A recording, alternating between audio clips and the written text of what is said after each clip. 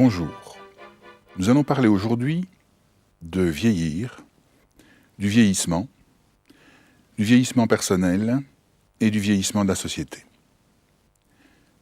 Pourquoi en parler ? Eh bien parce que je pense que c'est un problème d'avenir pour notre société et un problème d'avenir proche.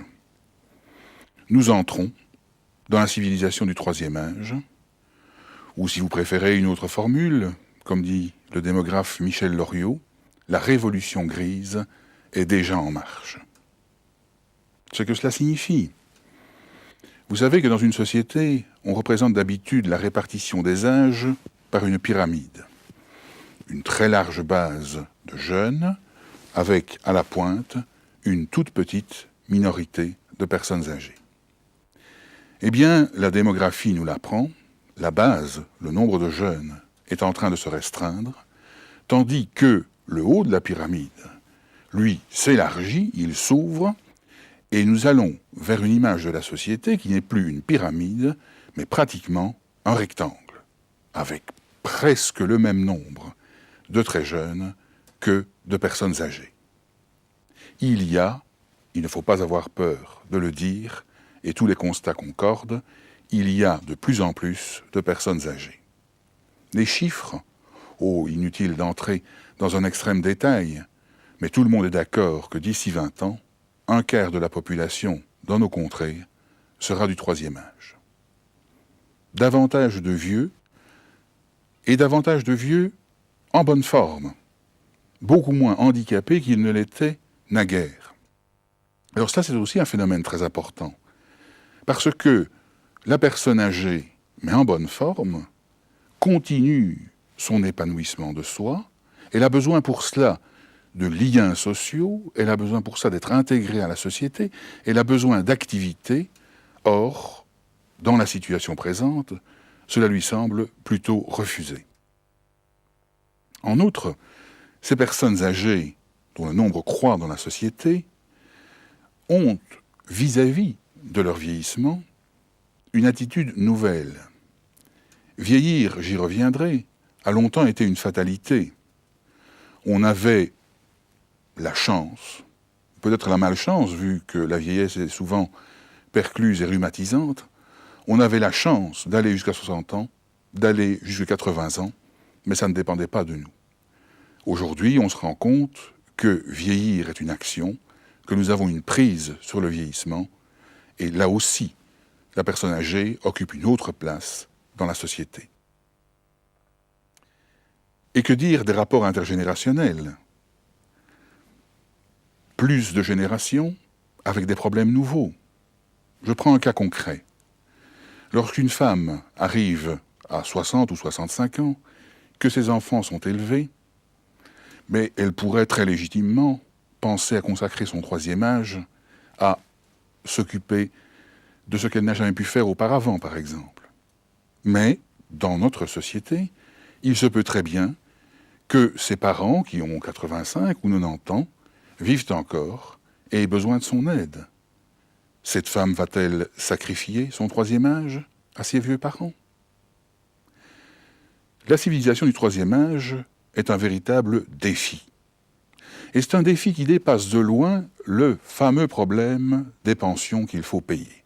Certes, il y a un problème pour payer les pensions quand le nombre des cotisants diminue et que le nombre des ayants droit augmente.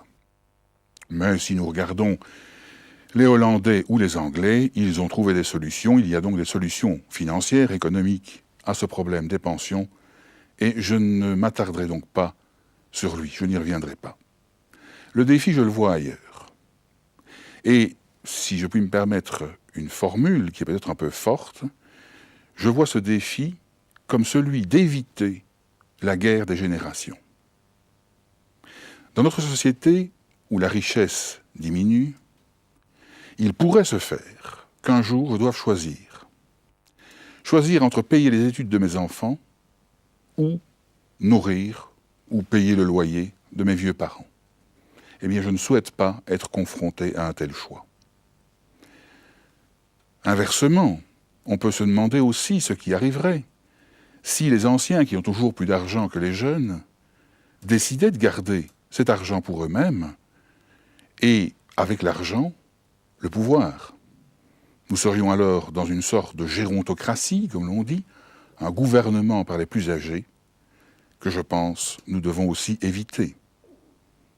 La question est donc, comment ne pas être confronté à de tels problèmes? Comment éviter la guerre entre les générations?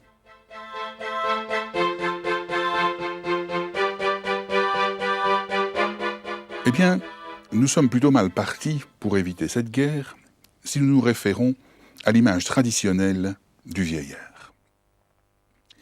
Je vais ici rassembler les traits négatifs que l'on attribue au vieillard en un portrait qui vous semblera peut-être une caricature. Mais je vous assure que si vous allez consulter la littérature, ou si vous parlez un peu longuement avec les gens, vous verrez que chacun de ces traits se retrouve attribué au vieillard. Vous remarquez au passage que j'utilise le mot vieillard sans aucune honte ou sans aucune difficulté. Je ne pense pas que ce soit un terme péjoratif. La personne âgée, d'abord, est un être inutile. C'est un être inutile parce qu'il est inactif. Et nous trouvons déjà ici une référence à la valeur du travail qui nous occupera dans la suite de notre réflexion. Inutile parce que inactif, on devient vieux le jour où l'on est mis à la retraite, mais aussi gênant. Parce que, ma foi, les vieux, ils sont encore là, ils tiennent de la place, ils encombrent l'espace social, et souvent nous traverse l'esprit de manière fugitive le fameux slogan « Place aux jeunes ». Le vieux est inutile, mais enfin, il a bien mérité du travail, et donc il a aussi mérité ce que les Français appellent une retraite et ce que nous appelons une pension. Bien. Mais enfin, il coûte cher. Il coûte cher, et notamment lorsque nous lorgnons vers le secteur des soins de santé. Vous savez que nous sommes dans une période de rationnement des soins de santé. Et force nous est de constater que ceux qui consomment le plus de soins de santé, ce sont précisément les personnes âgées. Le vieux est aussi un être diminué. Il faut aller voir les manuels de psychologie quand il se préoccupe de parler du vieillard. Le vieillard n'est défini que par des déficits, que par des manques, que par des pertes. Le vieillard, c'est celui qui a perdu la mémoire à court terme. Le vieillard, c'est celui qui ne peut plus soulever son seau de charbon à une main, mais qui, changeant de méthode, pourrait le soulever tout de même à deux mains. Le vieillard, c'est celui dont la masse osseuse est diminuée, etc., etc. Bien évidemment, si le vieillard est un être diminué, il est aussi un être dépendant. Il dépend des autres pour faire ce qu'il n'arrive plus à faire. Il dépend des autres comme d'espèces de prothèses qui vont l'aider à survivre tout de même. La formule « être à charge d'eux » définit assez bien la position de la personne âgée dans cette image traditionnelle. En plus, la personne âgée est inadaptable. Vous connaissez dans toutes les langues ce proverbe « on n'apprend pas à faire des tours à un vieux singe ». Les Arabes disent « un vieux chien ». Peu importe. Cela veut dire que le vieillard, on ne peut plus espérer qu'il s'adapte à l'évolution de la société, mais ça va peut-être encore même plus loin. Ça veut peut-être dire que le vieillard ne saura pas s'adapter aux propres conditions de son propre vieillissement et à l'évolution de celle-ci. Je passe sur le fait qu'on attribue au vieillard un caractère durci, voire un mauvais caractère, ou des tendances dépressives. Je voudrais tout de même dire que, à ce pauvre vieillard ainsi décrit, on va encore enlever ce qui lui reste, à savoir sa vie affective et sa vie sexuelle. Il y a un tabou énorme sur la vie affective et sexuelle du troisième âge, et je me demande s'il n'y a même pas un tabou sur la vieillesse tout court, parce que la vieillesse nous fait penser à la mort, et que vous le savez, dans notre société, la mort est tabou. De là, les euphémismes et les mascarades. Les euphémismes, ce sont tous ces termes que nous inventons pour ne pas parler de vieillesse ou de vieux, troisième âge, quatrième âge, senior, etc. Et les mascarades, eh bien, ce sont toutes ces comédies que l'on oblige les personnes âgées à jouer pour qu'elles n'aient pas l'air d'être des personnes âgées. Un certain nombre de commerçants l'ont bien compris, qui sont en train de développer des lignes de produits pour personnes âgées qui les feront ressembler à des personnes du deuxième âge. Conclusion, si nous concevons la vieillesse et le vieillard de cette manière-là, nous entrons dans une situation impossible. Aucune société au monde ne peut vivre avec, à l'intérieur d'elle-même, un quart d'inutiles, un quart de dépendants, un quart de personnes inadaptables, j'en passe et des meilleurs.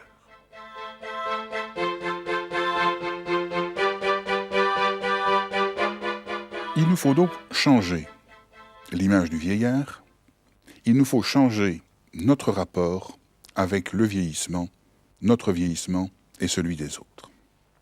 Avant d'en venir au changement proprement dit, je voudrais faire 3 constats, liés d'ailleurs à l'image traditionnelle que je viens d'évoquer.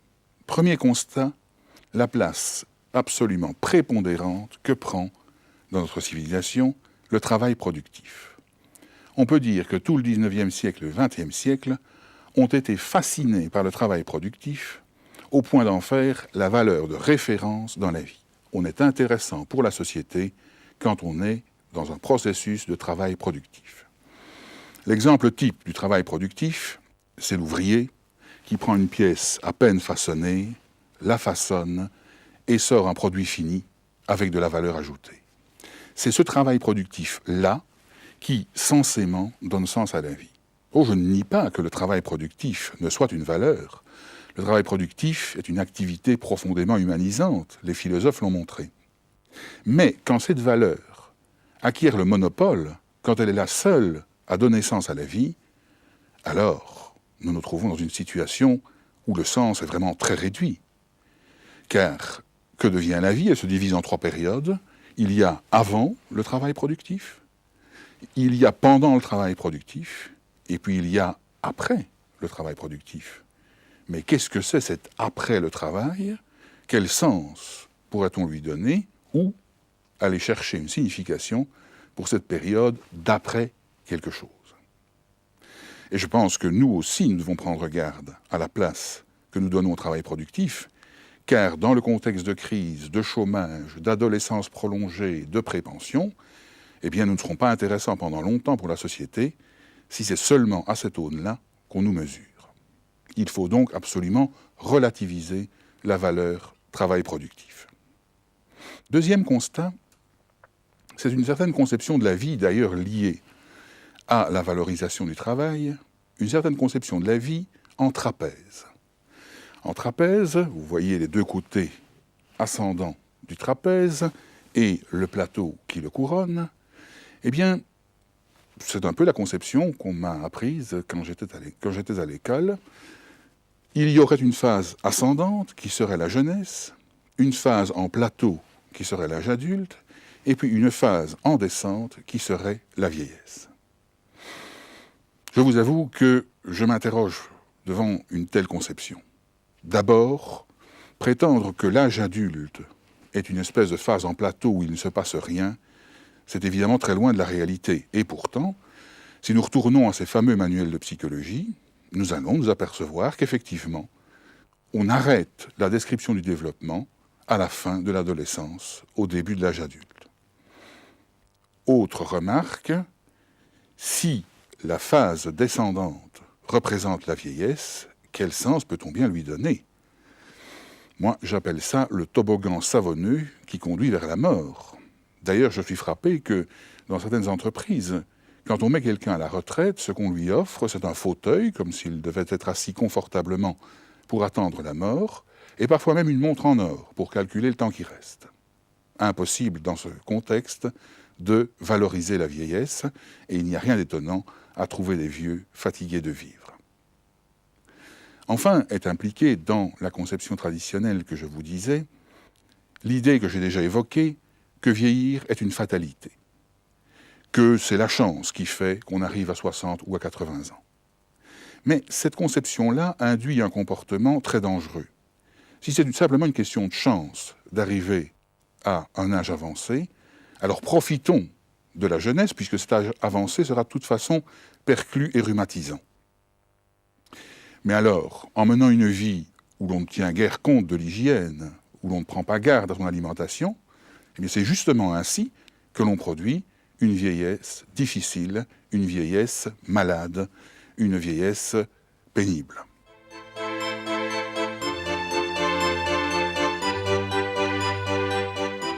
Venons-en aux changements qui sont souhaitables. Je crois d'abord qu'il faut instaurer dans la vie un pluralisme de valeurs, et non plus le monopole de la valeur travail.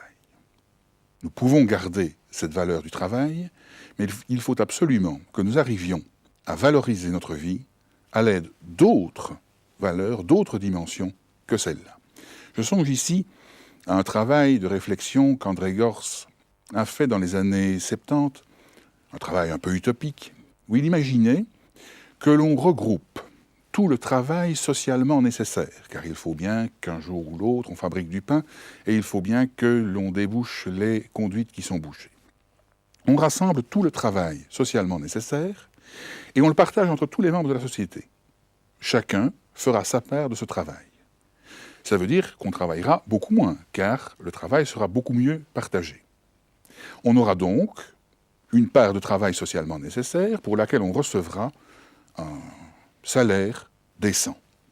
Et puis pour le reste, on se consacrera à d'autres dimensions. Dimension culturelle, dimension relationnelle, dimension spirituelle, dimension sociale. C'est évidemment une utopie, mais on voit bien ainsi comment on pourrait et comment on devrait donner à la vie un sens à l'aide de valeurs multiples et non pas de la seule valeur travail. Et puis il faut penser aussi qu'il y a des valeurs propres au troisième âge. Certaines associations françaises réfléchissent sur ce qu'elles appellent les valeurs tierces, des valeurs qui viennent comme en tiers parmi les autres, et ces valeurs sont des valeurs liées au troisième âge. Parmi elles, par exemple, la fragilité et la lenteur. À ce sujet-là, une anecdote amusante, lors d'un colloque à Beaubourg, il fallait parler de la lenteur. On cherchait un orateur, eh bien, on est venu chercher votre serviteur, un bon Namurois.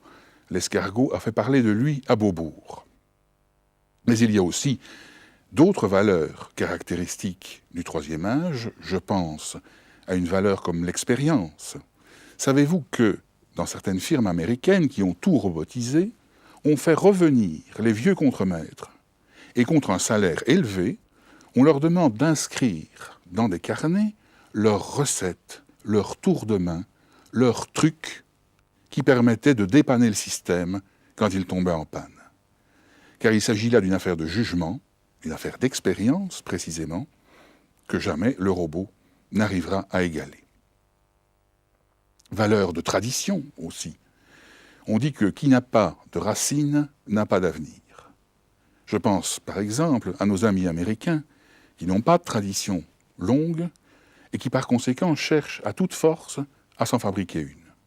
Je crois que nous, qui sommes un peu perdus dans l'avenir, nous gagnerions beaucoup à nous replonger dans la tradition, car la solution aux problèmes de demain n'est pas forcément une solution de demain. Il y a d'anciennes solutions qui fonctionnent toujours très bien, et je pense ici, par exemple, à la solidarité à l'intérieur de la sécurité sociale. Et je ne parlerai pas d'une valeur comme la compréhension, qui fait que certains jeunes me disent « je parle de ma petite amie beaucoup plus facilement avec ma grand-mère qu'avec ma mère ». Deuxième changement nécessaire, c'est la création, par chacun, d'un projet d'existence qui dépasse la période du travail productif. Un projet d'existence qui prévoit déjà que lorsque le travail sera terminé, lorsque les enfants seront élevés, il y a toute une période de la vie qui s'ouvre là et qui demande, elle aussi, à être vécue, qui demande, elle aussi, à contribuer à l'épanouissement de soi.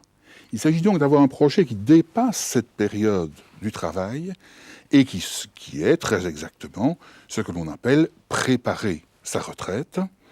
Préparer sa retraite, c'est savoir ce que l'on fera le premier jour où on n'aura plus à aller à l'usine ou au bureau. Mais ce n'est pas évident. Les statistiques nous montrent qu'il y a, dans l'année qui suit la retraite, une morbidité, donc la maladie, et une mortalité, décès, anormalement élevée chez les hommes qui viennent d'être mis à la retraite. L'explication en est simple, c'est sans doute qu'ils n'avaient pas préparé leur retraite et ils se sont retrouvés un beau jour avec devant eux rien d'autre qu'un océan d'ennui. Un retraité qui travaille un petit peu au noir et que je voyais travailler l'autre jour le week-end me disait « ben oui, je travaille le week-end, ça meuble », comme si tout le reste n'était qu'ennui. Je pense qu'il faut voir la vie non pas comme un trapèze, mais comme une courbe ascendante et se dire que le projet que nous formons, eh bien, il va se terminer, il va s'achever dans la dernière partie de la vie et pas du tout s'interrompre ni décliner, c'est pas comme la pente descendante du toboggan que j'évoquais tout à l'heure. Je voudrais enfin suggérer que le troisième âge soit la période du souci de soi. Oh, quand je dis cela, je l'ai dit dans les milieux syndicaux notamment, les bras se lèvent au ciel et on dit « mais quel égoïsme, se soucier de soi ». Déjà que les vieillards ont tendance à se replier sur eux-mêmes. Mais pas du tout. Je pense qu'il y a dans la vie 3 époques, la jeunesse où l'on reçoit, l'âge adulte où l'on rend, et puis le troisième âge, qui est l'âge du souci de soi.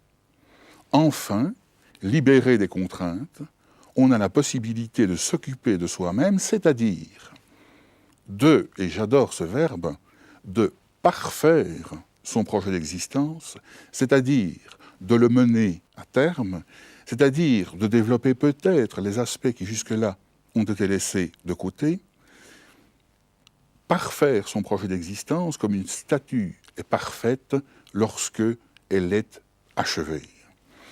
Et se soucier de soi, ainsi, en voulant mener à bien et jusqu'au bout son projet d'existence, n'est absolument pas une attitude égoïste. Parce que se soucier de soi, ça va évidemment impliquer des relations riches et nourries avec les autres, et se soucier de soi, c'est en plus un signal et service rendu à la société. Rendez-vous compte, la personne qui se soucie d'elle-même va évidemment échapper à la dépendance, et donc ne pas peser sur la société. Quel service rendu ? Alors parler, dans le souci de soi, d'égoïsme, ça me paraît déplacé.